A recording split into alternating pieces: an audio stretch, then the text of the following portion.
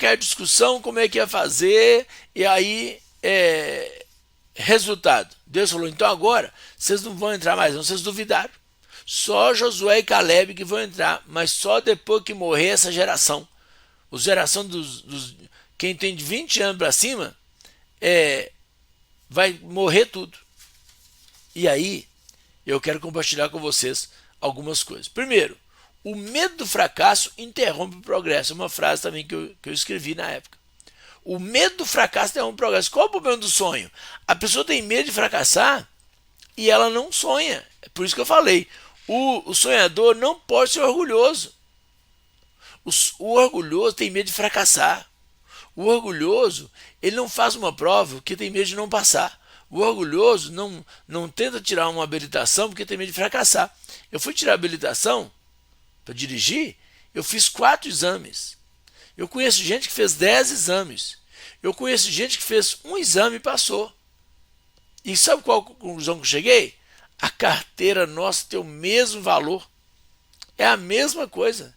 Não está um ótimo motorista, um péssimo motorista, não.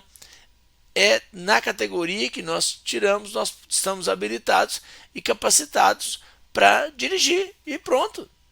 Quando eu paro numa blitz, ninguém pergunta quantos exames você fez. Quando eu entro num carro, ninguém fala assim, você vai dirigir esse carro aí, mas você fez o exame quantas vezes para você tirar a carteira? Não interessa. Não importa. Quando eu chego com o meu diploma de administrador de empresas, ninguém pergunta, você formou aos 18? Você formou aos 25? Você formou aos 45? Ou você formou aos 50? Não interessa, interessa que eu tenho um diploma. A vida é assim. O orgulhoso não faz. Eu estou na faculdade, entrei aos 52 anos. Quando eu tiver o meu diploma de psicólogo, que chegar alguém para ser atendido por mim, a pessoa não vai chegar e vai falar assim, você formou novo ou velho? E eu vou falar, o que isso tem a ver com você? Estamos aqui para falar sobre você, não sobre minha formatura. Mas eu posso responder, formei com 56, quase 57 que eu vou formar. Isso não é problema, formar aos 57, aos 37, aos 27. Não importa. Importa é formar. Agora, se eu for orgulhoso, mas eu vou ser o mais velho da sala. Sou um dos mais velhos da sala. E daí, qual o problema? Eu tenho que estudar a mesma coisa, eu tenho que submeter ao professor a mesma coisa, eu tenho que fazer prova a mesma coisa, eu tenho que fazer trabalho a mesma coisa. Então, o sonhador não pode ser orgulhoso. Por quê? Porque o fracasso pode acontecer. O fracasso acontece. No caminho do sucesso, você vai fracassar muitas vezes. No caminho do sucesso, você vai fracassar. Não é se você fracassar, você vai fracassar. Lembre disso, olha, 3 passos para frente, 2 para trás, é igual a 1 passo para frente. Se a cada dia você melhorar um pouquinho, se a cada semana você progredir um pouquinho, você vai chegar lá um dia. Então, o que você não pode é desanimar. Quando você chega nesse ponto, muitas pessoas, qual o ponto? De ficar com medo de fracassar. Olha, aprendi uma frase que eu coloquei outro dia no Instagram, que fala assim, olha, tem mais pessoas que desistem do que pessoas que fracassam. Por quê? A pior coisa que tem é desistir. Por isso que a Bíblia diz, nós não somos daqueles que retrocedem, mas daqueles que avançam. Muda a estratégia, muda o jeito, procura mais informações, mas não desista. Nós não somos daqueles que retrocedem, nós somos daqueles que avançam.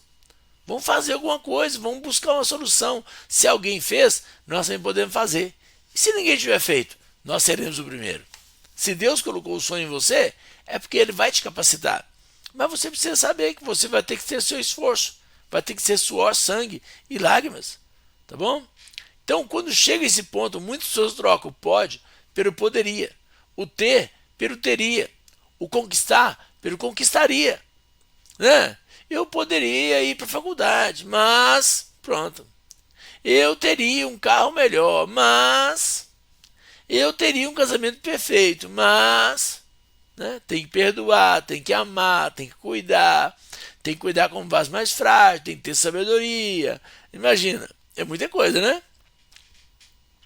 Eu conquistaria os meus sonhos, mas dá muito trabalho, tem que levantar cedo, tem que aguentar a crítica, tem que aguentar a opinião dos outros. Quer dizer, a pessoa troca o certo pelo duvidoso. Ela faria. Se tudo tivesse nas condições perfeitas, ela faria. E assim a pessoa nunca faz. Eu não quero criar polêmica aqui, nem criticar ninguém. Cada um tem sua própria vida, mas é só para fazer uma observação. Como eu casei com 19 anos, eu tenho que defender, né, a minha tese. Tá? Alguns defendem a tese de casar aos 40. Eu defendo a tese de casar mais novo. Tá? Não precisa ser aos 19 como eu, mas eu tinha minhas razões, meus motivos. Aí a pessoa fica assim, não, eu casar aos 19 é muito difícil, eu quero casar aos 30. Tudo bem. Só que aos 30, você já perdeu muita coisa na sua vida nessa década. Entre os 20 e 30 é muita coisa que você abre mão. E para mim, eu não queria abrir mão. Porque o meu foco era a minha família. Eu queria constituir uma família. Eu queria construir uma família. Mas é importante o emprego. Ué. É importante uma faculdade. Ué. É importante um carro. É importante casa própria. É importante um monte de coisa. Mas para mim, o mais importante é constituir uma família. E eu encontrei uma mulher que topou a empreitada, né? Minha esposa. E ela também tinha 19. Falei, então vamos casar, ué. E eu tinha um sonho a mais ainda. Eu falei assim, eu quero ser pai rapidamente. 9 meses e 9 dias depois, minha filha nasceu. Eu quero ter filho depois de 10, 15 anos de casamento. Tudo bem, só que você vai perder aquele tempo que você tem vigor para brincar com a criança. Minha primeira filha nasceu, eu tinha 20. Eu virava cambalhota na sala, eu pulava, brincava de giraia com ela. Quando meu filho nasceu, Israel, eu já tinha 30. Quando Israel estava com 10 anos, em pleno auge de correr, de brincar, de jogar bola, eu tinha 40, gente.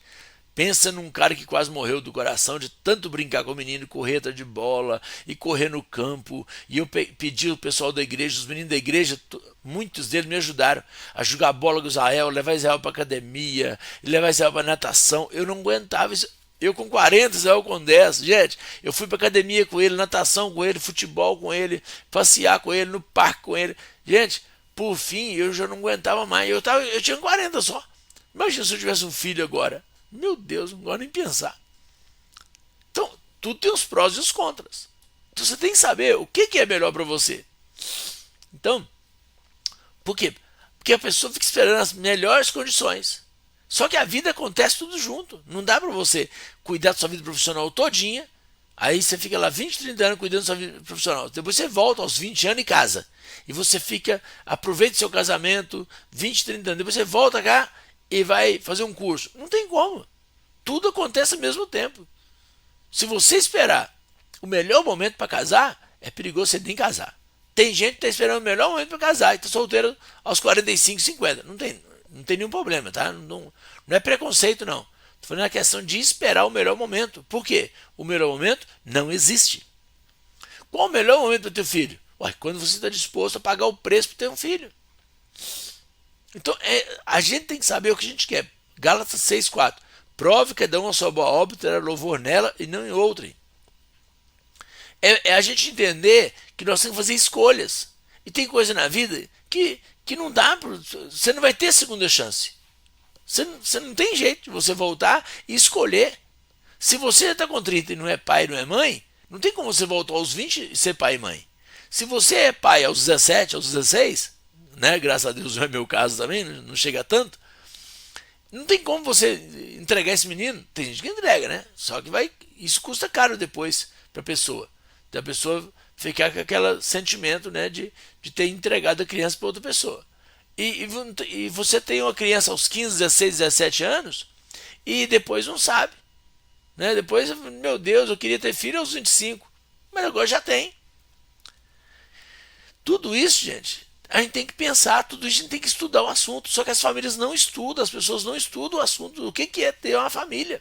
Eu sempre conversei com meus filhos sobre isso, sobre a vida, sobre as coisas, porque eles têm que ir pensando para eles tomarem a decisão, porque a decisão é de cada um.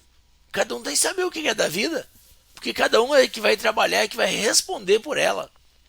Por isso que é tão importante. O que eu falo sempre de Oséias 4,6. O meu povo está sendo instruído porque lhe falta conhecimento. As famílias estão sendo instruídas porque falta conhecimento.